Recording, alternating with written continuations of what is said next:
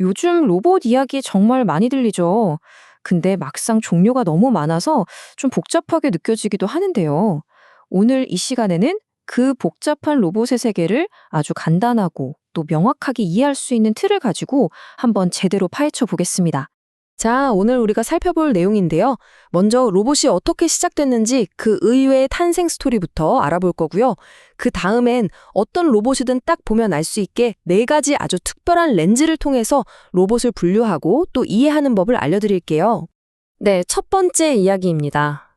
여러분, 로봇이라는 개념이 처음 어디서 시작됐을 것 같으세요? 놀랍게도요, 무슨 첨단 과학 실험실이 아니라 바로 연극 무대였습니다.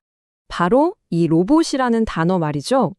1921년에 체코 작가 카렐 차페크가 쓴 희곡에서 처음 등장했어요. 희곡 제목이 로숨의 유니버설 로봇이었는데 여기서 로봇은 체코어로 강제 노동을 뜻하는 로보타에서 따온 말이었습니다. 그러니까 시작은 좀 씁쓸했죠. 그렇게 상상 속에서 태어난 개념이 보세요.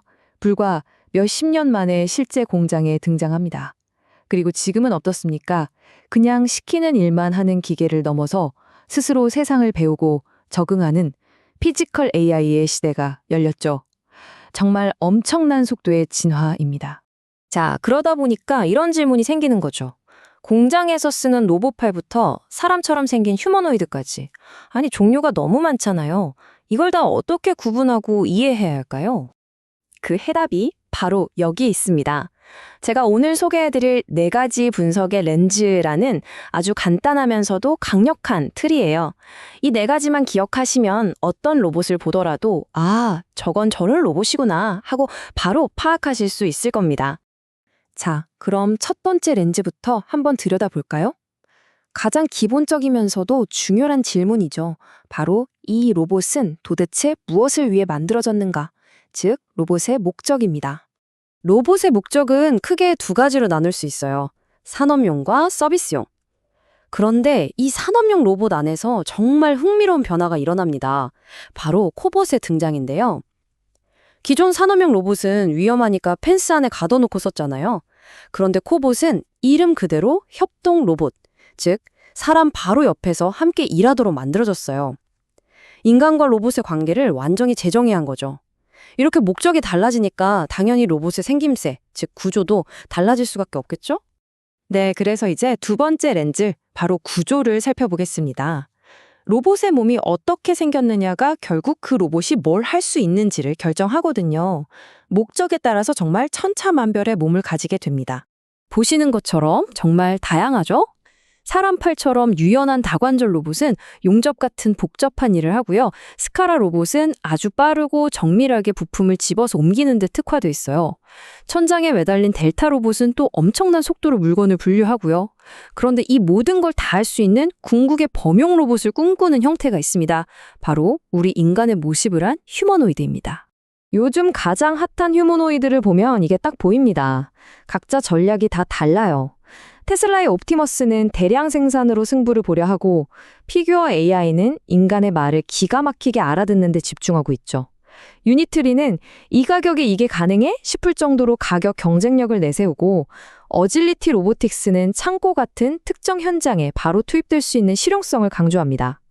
지금 누가 최후의 승자가 될진 아무도 모르지만 정말 치열하게 각자의 방식으로 우리 곁으로 다가오고 있는 겁니다. 자, 이제 세 번째 렌즈로 넘어가 보겠습니다.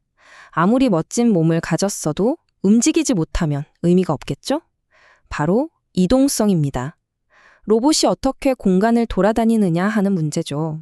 이동하는 로봇을 보면 큰 차이가 하나 있어요. AGV와 AMR인데요.